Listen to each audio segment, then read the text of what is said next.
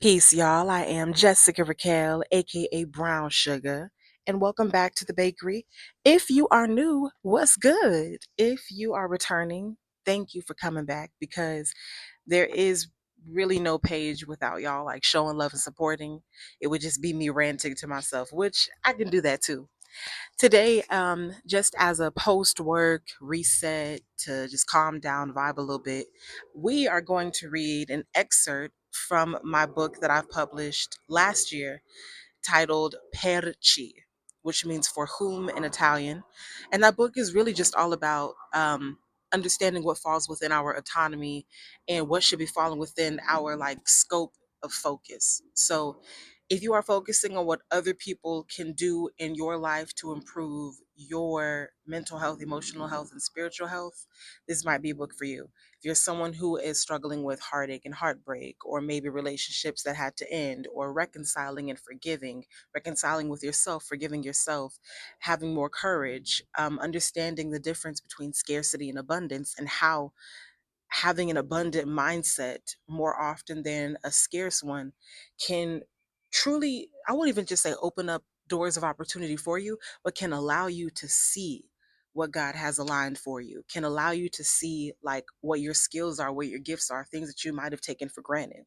So if you struggle with affirmation, speaking light, speaking life back into yourself, again, spiritual health, heavy on the spiritual health, heavy on the mental, emotional health, this book. Plus, there's some poetry. There's a few paintings in here. Like, it's not all just, heavy. It gets pretty light in some parts. And I believe that it's a great book to read. I've read my own book quite a few times.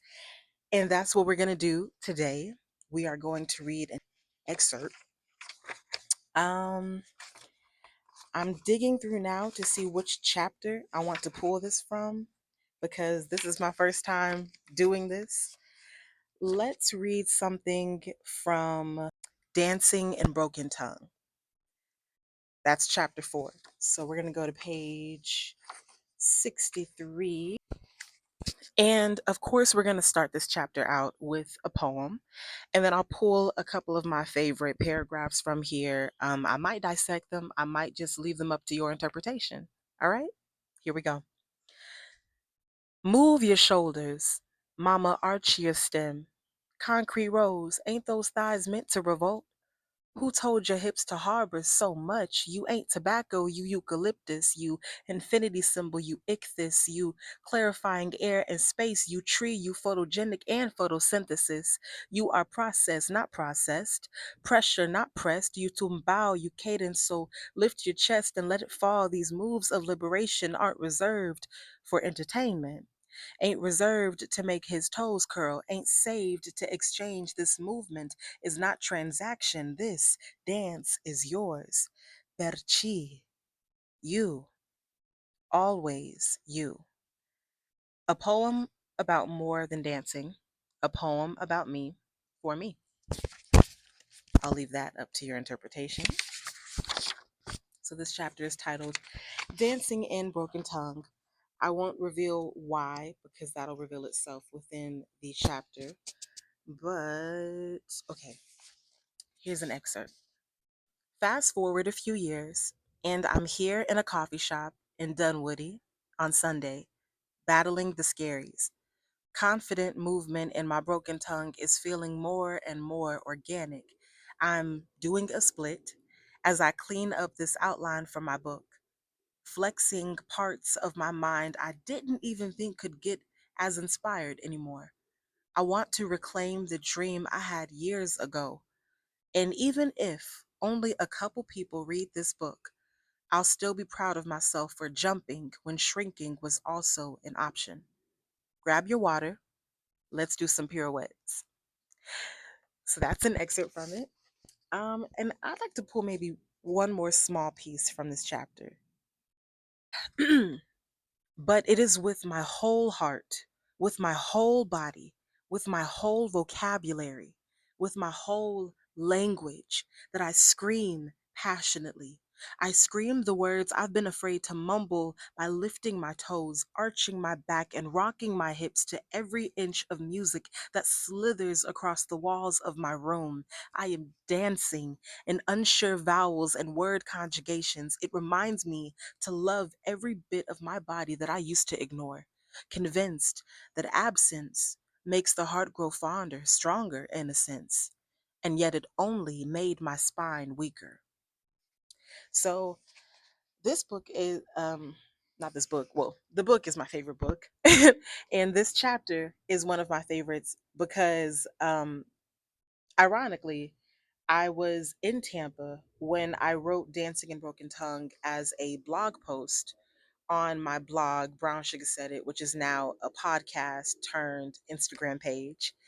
And the basis of this blog post was just me talking about like working at a job that wasn't really feeding my spirit, my skill set, and finding my release, finding my sense of identity and confidence, and really just having a reason to wake up every morning because it was definitely hard, through like stretching and doing a little bit of yoga here, dancing, like literally putting on my jazz shoes and just dancing around to different music. And the songs are in here, and I might put them at the bottom of this video in the caption for y'all to listen to and check out.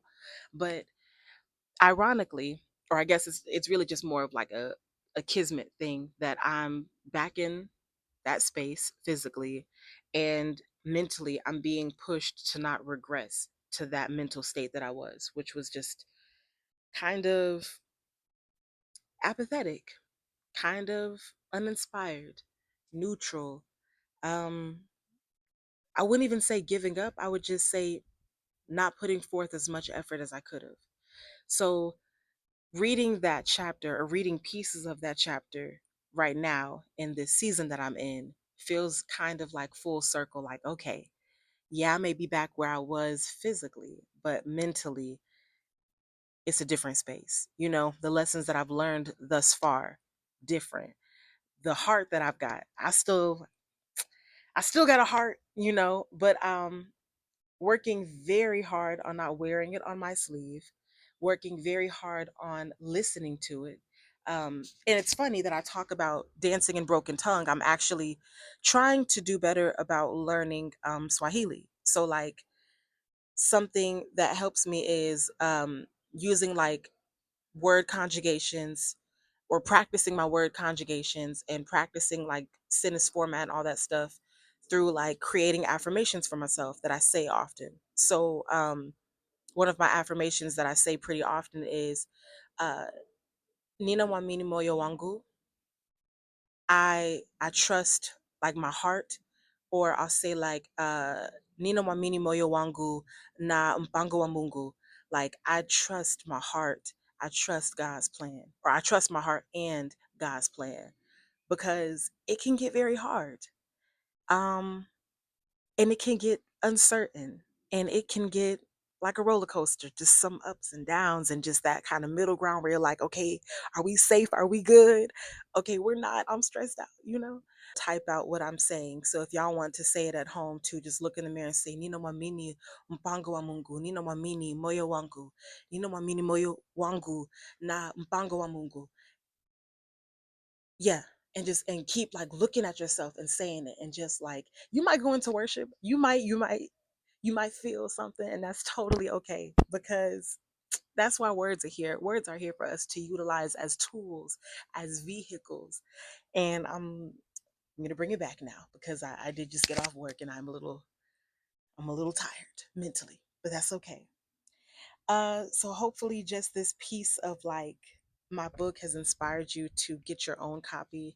Yeah, because I want to sell books, but I genuinely just want you to have a copy of my words and the lessons I've learned in your space, so that if you ever need something like as a reminder that you should keep going, because it will get better even when it feels like it's not, or even when you feel like you just aren't understanding why something is happening, or how to change something, or how to move past a bad habit and then adopt a new one, and all that stuff.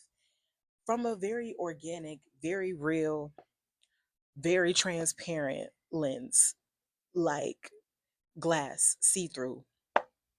And if y'all got some of the older copies, you'll notice that the back cover has changed a bit because I actually included a couple of the reviews that I've gotten from like just friends, random people that I didn't think would buy my book, and they bought it, which was great.